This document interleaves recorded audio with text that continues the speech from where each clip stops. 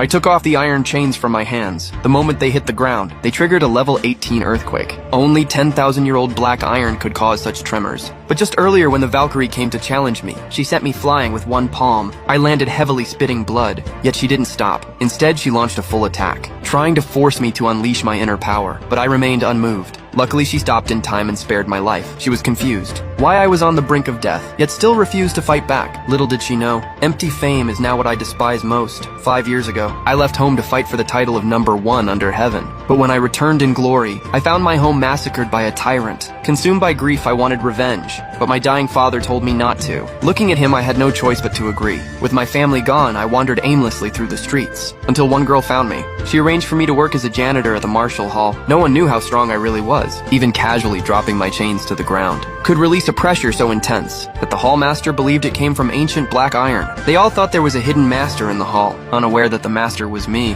One day the girl came to me with her suitcase. She said the hall wouldn't keep idlers, then took my broom and threw it aside, told me to leave and never come back. Seeing my savior so cold, I didn't linger. I said a few words and left with my bag. She turned to watch me go, tears falling uncontrollably, but she had no choice. The Marshall Hall was about to shut down. To keep me out of danger, she had to force me away. Back then, the war god left behind 4 secret keys in the Marshall world. To get them, enemies had already destroyed 3 Marshall Halls. Ours was the last one standing, but we didn't have the key and had no hope of winning. The enemy offered a challenge. If someone from our hall could rank in the top 50 on the test stone, they could face their senior brother, even if just one person won. They'd leave us alone. Our top disciple gave it everything he had, but the stone didn't even budge. Their senior brother casually waved his hand, and the stone displayed rank 5. Meanwhile, I was eating lunch when I overheard people say that the enemy was challenging the hall. If we lost, we'd be wiped out, and the girl would be forced to marry their senior brother as a concubine. Hearing this, I finally understood. She drove me away to protect me, thinking of everything her family had done for me. I rushed back without hesitation. By then, the girl was already in danger.